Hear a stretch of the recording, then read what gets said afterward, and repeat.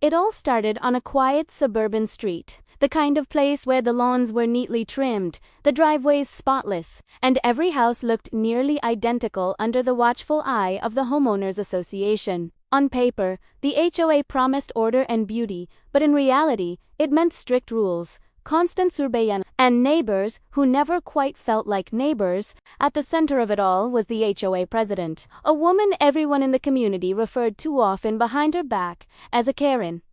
Her real name hardly mattered, because her behavior defined her. Short blonde bob, clipped tone, permanent scowl, she thrived on confrontation, and nothing made her happier than catching a resident stepping out of line. The neighborhood had been under her reign for years, and most people complied to avoid her wrath. People knew not to plant roses if they weren't the approved color, not to paint their front door outside the narrow palette of beige and white, and never, under any circumstances, to place unauthorized ornaments in their yards. Everyone learned quickly, if you kept your head down, Karen would find someone else to target. But then came the garden gnomes. At first, they seemed harmless enough. The new homeowner, a quiet, unassuming man who had recently moved and placed a single gnome by his flat. It was small, colorful, and cheerful, carrying a tiny lantern that lit up at night. To most people, it was charming, even whimsical. But to Karen, it was a declaration of war. She considered it tacky, offensive to the uniform aesthetic of the neighborhood, and worst of all, against the rules. Karen didn't waste a moment. Within hours of spotting the gnome, she typed up a violation notice and had it delivered directly to his mailbox. Her letter was stern and condescending, claiming the gnome violated Section 14, subsection B of the HOA agreement, which prohibited unapproved decorative lawn structures. She gave him 7 days to remove it or face fines, but the man didn't remove it.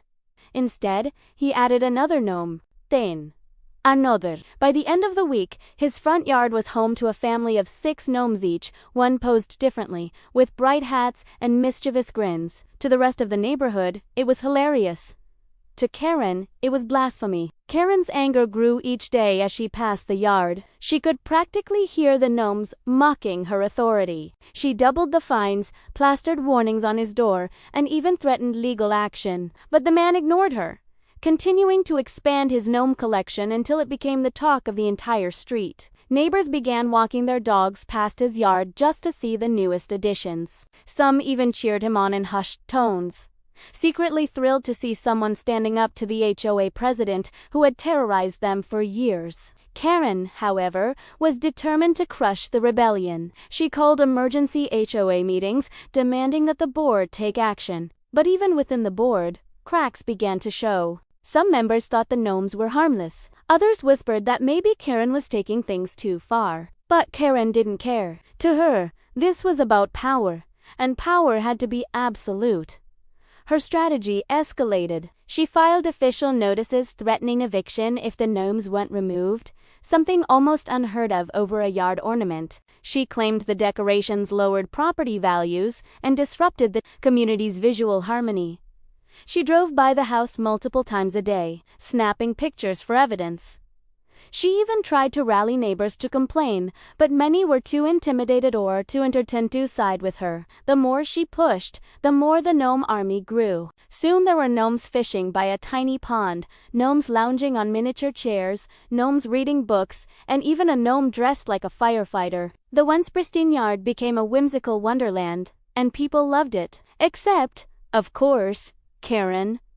Her obsession spiraled. She couldn't sleep, couldn't focus, couldn't stop thinking about the gnomes. Every time she looked out her window and saw their tiny faces, it felt like an attack. It wasn't just about rules anymore, it was about respect. If she let this man get away with defying her, what would stop others from doing the same? Today it was gnomes. Tomorrow it could be flamingo statues or Aben, 4-bead pink, male. In her mind, the fate of the entire neighborhood rested on her ability to stamp out this rebellion. But the man refused to back down. Each violation notice was met with silence. Each fine went unpaid, and each threat was countered with another gnome. Soon, his yard was so full that the gnomes spilled onto his porch and up the walkway. The street had never seen anything like it. Children laughed when they walked by. Neighbors whispered with amusement, and even delivery drivers paused to take pictures. The yard became something of a local attraction, which only fueled Karen's rage. The situation reached a boiling point when Karen decided to take matters into her own hands. Late one night, she crept across the lawn, determined to remove a gnome herself as a symbolic warning. She grabbed the nearest one, a gnome, holding a shovel, and lifted it with shaking hands. But as she turned to leave, a motion sensor light snapped on, flooding the yard with brightness. The homeowner's security camera clicked to life, capturing her in the act. The next morning, the footage was everywhere. Neighbors passed it around gleefully, whispering about how the president of the HOA had been caught stealing a garden gnome. Some laughed. Some were shocked. But everyone knew this was going to explode into something much bigger. Karen, humiliated but unrelenting, now faced a choice: back down or escalate further, and everyone knew exactly which option she would take. Because for Karen, this wasn't just about gnomes anymore. It was about control, pride, and the fragile grip she held over the neighborhood, and she wasn't about to let it slip away. As the footage continued to circulate, whispers spread about what would come next. Neighbors gathered on sidewalks, exchanging rumors of lawsuits, police involvement, and even the possibility of a full HOA rebellion. The stage was set, the battle lines drawn, and the war over the gnomes was only beginning. And in that quiet suburban street, where order once reigned, chaos was about to erupt. The fallout from the stolen gnome incident spread through the neighborhood like wildfire. The video of Karen, the HOA president herself, creeping across a lawn and attempting to steal a gnome, played on phones and laptops all weekend. It was impossible to ignore. Parents laughed about it while sipping coffee on their porches. Teenagers shared it online, and even the quietest residents, those who usually tried to stay invisible, it around with knowing smirks. The queen of order, the enforcer of rules, had exposed herself as the very kind of trespasser she claimed to protect the neighborhood from. But if Karen felt shame, she never showed it. Instead, she doubled down. On Monday morning, she stormed into the HOA office, with her head held high and a new stack of violation notices under her arm. She told the board that the video was taken out of context and insisted she had only been inspecting the property for safety concerns. Nobody believed her, but her confidence was disarming enough to keep some members quiet. Her new strategy was legal intimidation. She drafted a formal eviction notice and had it delivered to the homeowner. Citing repeated and egregious violations of HOA policy, she claimed the gnomes weren't just ornaments, but constituted a hazardous obstruction that endangered property values and the safety of the neighborhood. She threatened court action, declaring that if the gnomes weren't removed, she would pursue a full-scale lawsuit on behalf of the HOA. The letter was thick, packed with legal jargon and stamped with official-looking seals. To anyone unfamiliar with HOA politics, it might have seemed terrifying, but the homeowner didn't flinch. Instead, he left the letter unopened on his porch, weighed down by a brand-new gnome holding a sign that read, in bold letters, "Welcome to Gnome." The neighborhood erupted with laughter. Residents walking their dogs slowed down just to see the new addition, and children pointed excitedly as if they were visiting an amusement park. The yard had transformed into a spectacle, a kind of silent protest against the tyranny of the HOA president. The gnomes weren't just ornaments anymore. They were symbols of resistance. Karen's rage grew unbearable. She began patrolling the neighborhood with a clipboard, snapping photos not only of the gnome-filled yard, but also of other houses. A mailbox with a chipped corner, a hedge that was slightly overgrown, a flower bed that contained unapproved plant species. Suddenly, violations appeared everywhere. Neighbors who had once been neutral found themselves under attack. Karen issued fines left and right, her vendetta against the gnomes bleeding into every corner of the community. It backfired spectacularly. Instead of isolating the gnome homeowner, Karen alienated nearly everyone. Families whispered in hushed tones about banding together against her. People began to see the gnome-filled yard not as an eyesore, but as a rallying point. The more Karen pushed, the more they sympathized with the man who stood quietly behind his wall of whimsical statues. The tension reached a new height when Karen called the police. She stood on the sidewalk, hands on her hips, demanding that the officers remove the gnomes immediately, citing criminal property violations. The officers listened patiently but quickly realized they were dealing with a civil matter. They refused to intervene, reminding her that lawn ornaments were not a crime. When they left without taking action, Karen's face turned red with fury. But her humiliation wasn't over. Within hours, several neighbors who had witnessed the scene uploaded photos and videos of Karen arguing with the police. Online, the story spread beyond the neighborhood. Strangers commented, amused by the idea of a suburban HOA president declaring war on garden gnomes. Some mocked her, others cheered the homeowner, and a few even offered to donate gnomes to support the cause. Soon, boxes began arriving on the homeowner's doorstep, packages from across the state, each containing a new gnome. Some were traditional, others bizarre. There were pirate gnomes, gnomes, even a gnome that looked suspiciously like Karen herself, with short blonde hair and an angry scowl. Every new arrival found a place in the yard, swelling the gnome army to epic proportions. Karen was livid. She accused the homeowner of orchestrating a smear campaign against her. She sent frantic emails to the HOA board, demanding immediate emergency meetings. She called attorneys, real estate agents, and even tried to reach out to local news stations to tell her side of the story. But her efforts only made her look more desperate. Meanwhile, the neighborhood began to change. For the first time in years, residents felt united not under the rules of the HOA, but against them. Families who had never spoken before began chatting on sidewalks about the gnome war. Some quietly slipped supportive notes into the homeowner's mailbox. A few even placed tiny gnomes in their own yards, testing the waters of rebellion. It was small, symbolic, but it terrified Karen. The HOA board, once firmly under Karen's thumb, began to fracture. Some members grew tired of her constant tirades, while others worried about the negative publicity. Property values weren't dropping because of the gnomes. They were dropping because of the chaos she created. Meetings grew heated, and for the first time, board members openly questioned her authority.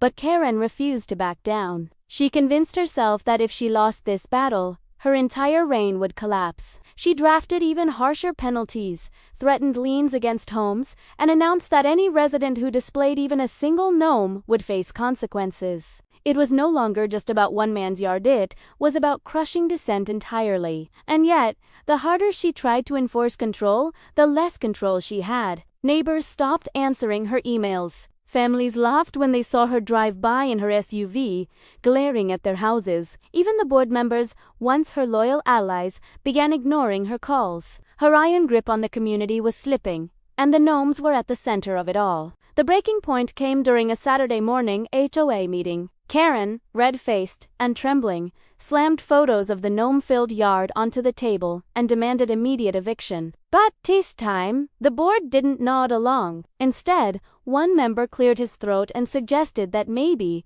just maybe, the neighborhood had bigger problems than garden decorations. Others agreed. For the first time, Karen found herself outnumbered. She stormed out of the meeting, seething with fury. From her perspective, betrayal was everywhere, neighbors mocking her, board members turning against her, strangers online laughing at her expense. She was determined to win, no matter the cost, and as the sun set that evening, she stood at her window, staring across the street at the homeowner's yard. Hundreds of gnomes stared back, their painted smiles frozen in place, their tiny hats bright in the fading light.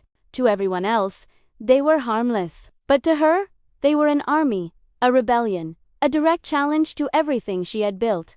Karen swore to herself that this wasn't over. If the board wouldn't help her, if the neighbors wouldn't side with her, she would take matters into her own hands again. This time, she wouldn't just remove one gnome.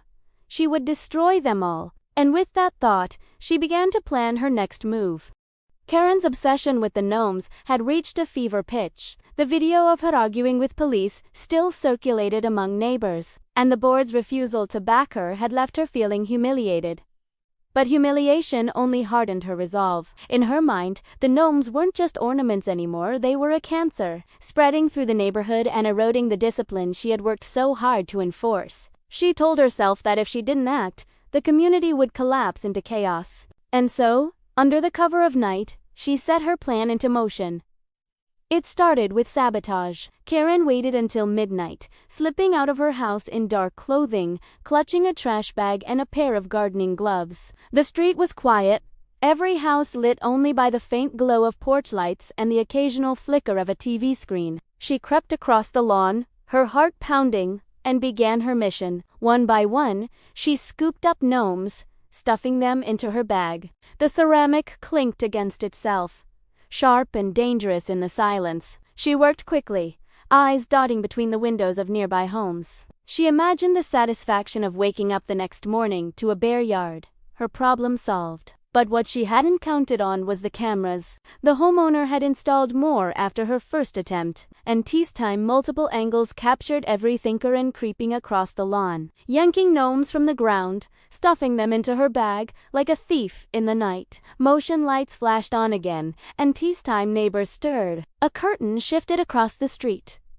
A door creaked open 2 houses down. Karen froze, bag in hand, before sprinting back to her house like a criminal fleeing the scene. The next morning, the evidence was undeniable. Security footage of Karen's midnight raid made its way through the neighborhood within hours. Residents watched in disbelief as the woman who had fined them for cracked driveways and mismatched shutters was caught stealing ceramic statues in the middle of the night. The footage was uploaded online, where it spread even faster than the first video. This time, the community's reaction wasn't just amusement, it was anger. Karen had crossed a line. She hadn't just harassed a neighbor. She had trespassed and vandalized property. People whispered about pressing charges, about calling for her removal from the board. The gnome homeowner, silent Asaber, simply replaced the missing ornaments with new ones, brighter and more outrageous than before. One gnome even held a tiny plastic camera, positioned perfectly toward Karen's house, as if mocking her directly. The neighborhood began to shift. For years, Karen had ruled with fear, but now fear was giving way to defiance. Inspired by the homeowner's stand, more residents began to decorate their lawns. Flamingo statues appeared. Wind chimes tinkled from porches. One family even installed a giant inflatable unicorn in their yard, claiming it was seasonal decor. Each act was a tiny rebellion, but together they formed a movement.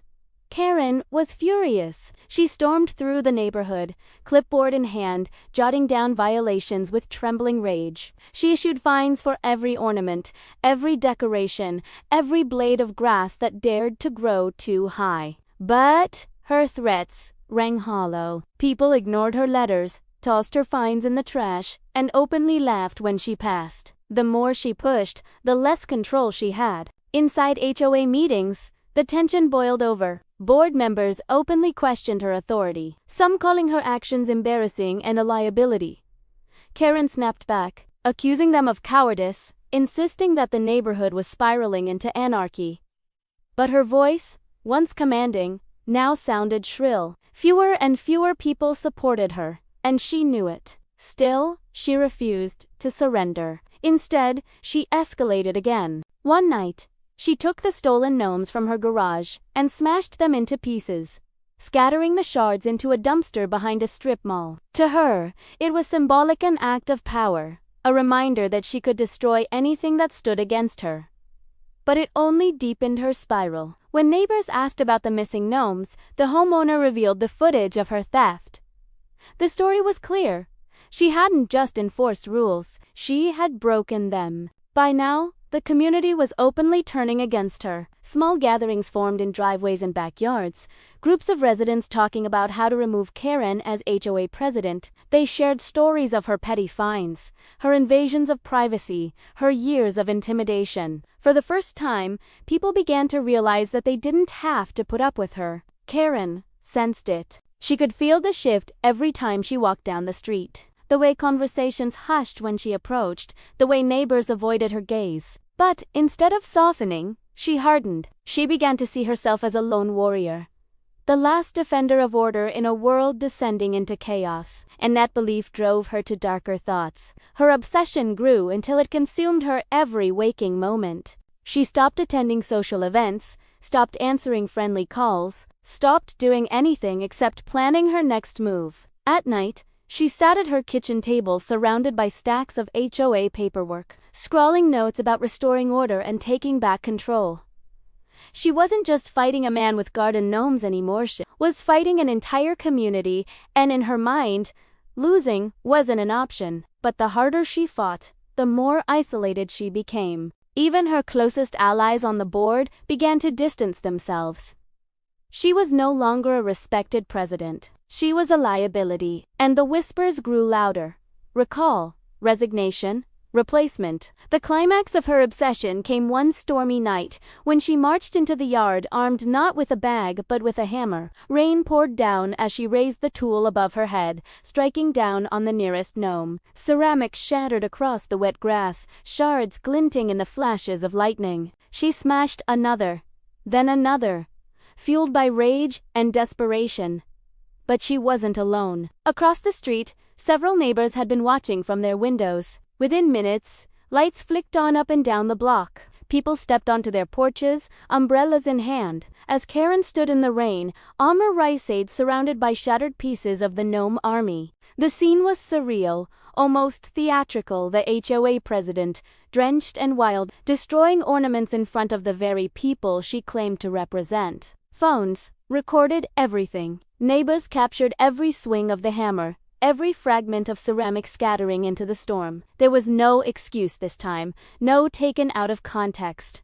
Karen had declared open war on her own community, and the evidence was undeniable. When she finally dropped the hammer, exhausted and shaking, she realized what she had done. The street was silent except for the rain, dozens of eyes watching her, dozens of cameras recording her downfall. In that moment, her authority shattered as completely as the gnomes at her feet. The neighborhood had seen enough. Karen's reign was over, but the battle wasn't finished, because now the community was preparing to fight back. Not just against her, but against the HOA system she had weaponized for years. And at the center of it all stood the gnome-filled yard, no longer just a personal choice, but a symbol of resistance, resilience, and freedom.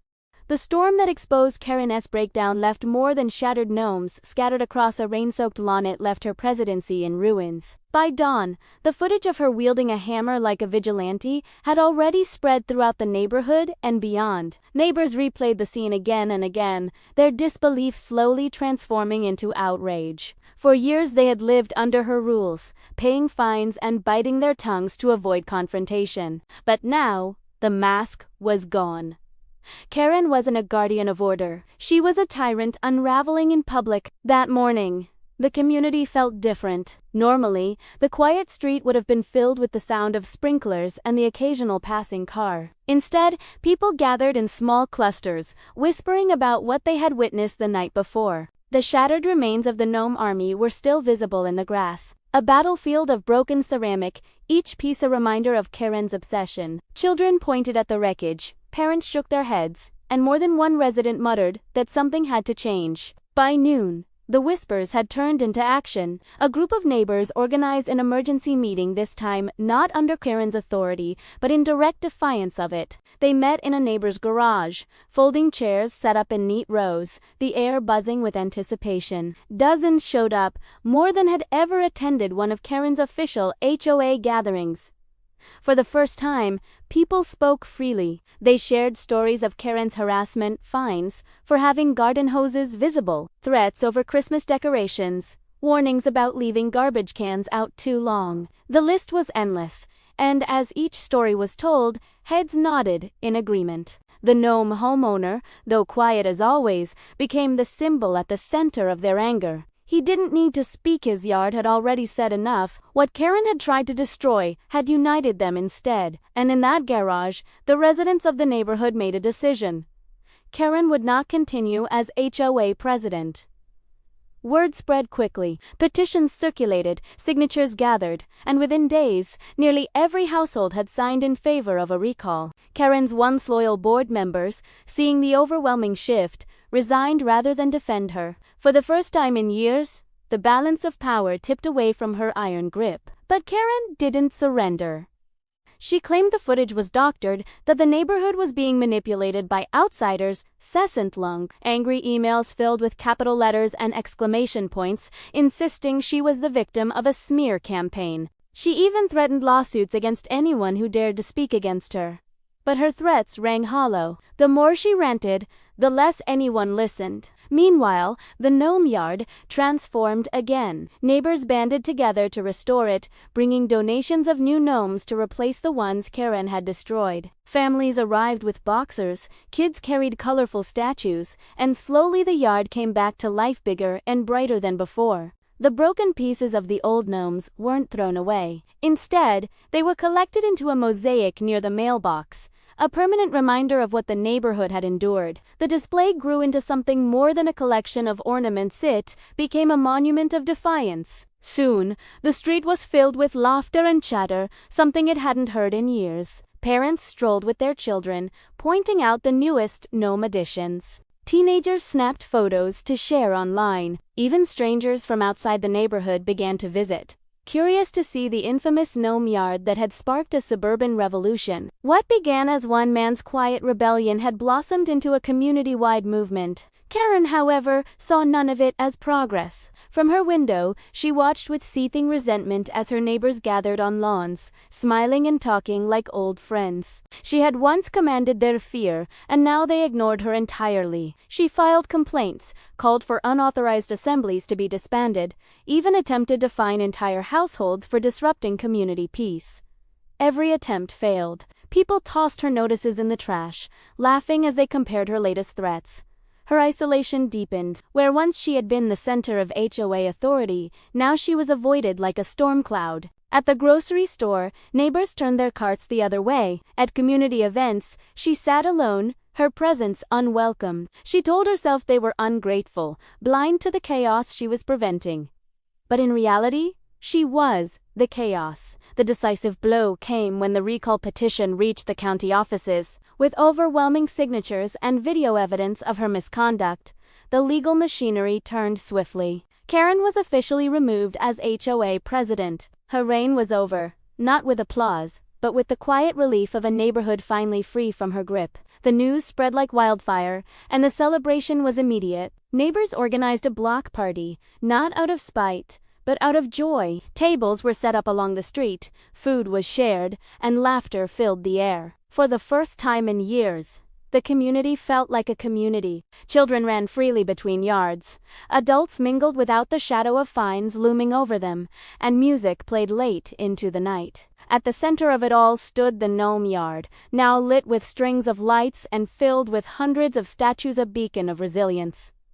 But Karen didn't attend. From inside her darkened house, she watched the celebration unfold. Every cheer, every burst of laughter, every flash of light from the gnome yard was like salt in a wound. She had lost everything: her power, her respect, her identity as the neighborhood's enforcer. And though the street outside was alive with joy, inside her home, there was only silence, broken by the sound of her bitter muttering. The neighborhood moved on quickly. But Karen didn't. She obsessed over what she called her downfall, convinced that forces outside the community had conspired against her. She filled notebooks with rants, clipped articles about HOAs, and drafted letters she never sent. Her once pristine lawn grew neglected, weeds pushing through cracks in her driveway, shutters beginning to fade. Without her control, her own property began to fall into disrepair, a quiet irony not lost on her neighbors. But while Karen unraveled, the community thrived. The new HOA leadership, chosen by the residents themselves, focused on fairness and cooperation. Instead of rigid punishments, they encouraged voluntary upkeep. Instead of arbitrary fines, they offered assistance. Slowly, trust returned. The gnome yard remained untouched, a living testament to their collective victory. What began as one man's small act of defiance had brought an entire neighborhood together, ending years of fear. And though Karen still lurked behind her blinds, the community had moved past her. She was no longer the center of their story. Yet deep down, everyone knew Karen wasn't finished. She was too bitter, too stubborn, too consumed by her obsession to simply fade away. And while the neighborhood celebrated their newfound freedom, a shadow still lingered. Because Karen wasn't the type to let go quietly. And the battle over the gnomes, though seemingly won, had left her thirsting for revenge. 4 weeks after her removal as HOA president, Karen's house sat like a fortress, curtains drawn, lights rarely flickering. Her car parked in the driveway but unmoving for days at a time. Neighbors passed by with cautious glances, unsure of what she might do next. On the surface, the community flourished without her, but beneath the celebration was a quiet tension. Everyone knew Karen too well. She wasn't the type to fade into obscurity. Inside her home, she spent long nights at her kitchen table, the wood buried under stacks of HOA bylaws, legal books, and printouts of online articles. She scoured for loopholes, convinced that somewhere in the dense language of neighborhood regulations lay the weapon she needed to reclaim her power. Her notebooks filled with scribbled notes, diagrams of organizational structures, and half-baked strategies. Her obsession soon spilled into action. She began reaching out to attorneys, though most dismissed her immediately. When she explained her vendetta against garden gnomes, she called county offices, demanding investigations into the fraudulent recall. She even contacted nearby HOA, trying to rally support, but each call ended with polite refusals. To them, she sounded less like a leader and more like a desperate woman clinging to authority she had already lost. Still, Karen refused to accept defeat. One evening, she attended a county zoning meeting, storming to the podium with a binder full of documents. She delivered a fiery speech about visual pollution and community standards, waving photographs of the gnome yard for emphasis. Her voice shook with rage as she demanded intervention. The officials listened politely, but their expressions made it clear they had no intention of waging war against ceramic statues. When her allotted time ended, they cut her microphone, and she stormed out in humiliation. Back in the neighborhood, the residents grew bolder. More lawns sprouted ornaments, flamingos, pinwheels, wind, sculptures, and, of course, more gnomes. What had started as a protest had become a celebration of individuality. Each decoration was a statement, a reminder that they were free from Karen's rule. Children painted homemade gnomes from clay kits, proudly placing them in their yards. The street had transformed into a vibrant, colorful display of defiance, a living gallery of freedom. Karen saw it as chaos. To her, the neighborhood she had spent years shaping into uniform perfection was crumbling into disorder. She muttered about property values, about standards, about the downfall of suburban civilization itself. And the more the residents embraced their freedom, the more determined she became to strike back. Her chance came in the form of a technicality. While combing through the HOA bylaws, Karen discovered that though she had been recalled as president, she technically remained a dues-paying member of the association. That gave her the right to file grievances and even to run for board positions in future elections. To her, it was a lifeline. She clung to the discovery like a weapon, convinced it was her path to redemption. Armed with this loophole, she began attending HOA meetings again, sitting in the back row with her ever-present clipboard. Residents shifted uncomfortably at her presence, but she didn't care. She submitted complaint after complaint, demanding the board enforce the rules she had once wielded. Most of her grievances were dismissed, but each dismissal only fueled her sense of martyrdom. She convinced herself she wasn't just fighting for order, she was fighting for justice. As weeks passed, her efforts escalated. She attempted to rally the few residents who still feared disorder, whispering to them about what the neighborhood used to be. She distributed pamphlets filled with dramatic warnings about the slippery slope of lawn ornaments. Most people tossed them in the trash, but Karen believed she was planting seeds of doubt. The community, however, was more united than ever. The new leadership encouraged transparency and fairness, and residents embraced their newfound voice. When Karen spoke at meetings, people no longer sat in silence. They challenged her, called out her hypocrisy, even laughed openly when she railed against gnomes. Where once she had been feared, now she was ridiculed. But ridicule only deepened her resolve. Karen began preparing for the next HOA election, determined to reclaim her title. She polished speeches, designed campaign flyers, and practiced her firm but reasonable tone in the mirror. In her mind, the community was fickle. swayed by novelty, but eventually they would come crawling back to her leadership. All she needed was the right push. And so, she orchestrated one final campaign. She launched a petition to restore order in the neighborhood, claiming the proliferation of ornaments had turned their once pristine community into a circus. She cited falling property values, though no evidence supported her claim. She promised stricter enforcement, tighter rules, and the elimination of what she called visual clutter. But this time, the community wasn't afraid. When her flyers appeared on doorsteps, neighbors laughed and tossed them aside. When she knocked on doors, residents closed them politely or not so politely in her face. Some even added new decorations in direct response: a flamingo wearing sunglasses, a spinning pinwheel shaped like a rainbow, a gnome holding a sign that read "Karen for President." The street had turned her crusade into a joke. Election day arrived, and the turnout was the largest the neighborhood had ever seen. Families walked together to cast their votes, children tugging at their parents' hands, whispering about which gnome was their favorite. Karen, dressed in her most formal attire, stood tall and confident, convinced she could still sway the outcome. She gave a passionate speech about rules and order, about protecting their investments, about saving the neighborhood from decline. But when the votes were tallied, the result was undeniable. Karen received only a handful of votes, likely her own, and perhaps one or two lingering sympathizers. The rest of the community voted overwhelmingly for new leadership. The rejection was so decisive that it silenced even Karen herself, leaving her staring at the results in stunned disbelief. The gnome homeowner didn't speak at the meeting, but his yard spoke for him. That evening, the residents unveiled a new addition, a giant gnome, taller than a child, placed proudly at the center of the lawn. It wore a crown, held a scepter, and bore a plaque at its base: Guardian of Freedom. The crowd laughed and cheered, snapping photos, while Karen retreated silently to her house. From her window, she watched the celebration, her face pale and unreadable. For the first time, even she seemed to realize her reign was truly over. Yet deep inside, the fire still burned. She might have lost the election, lost the board, lost the respect of her neighbors, but Karen wasn't finished. Because in her mind, the war was never about gnomes. It was about control, and as long as she lived on that street, she would never stop scheming to take it back.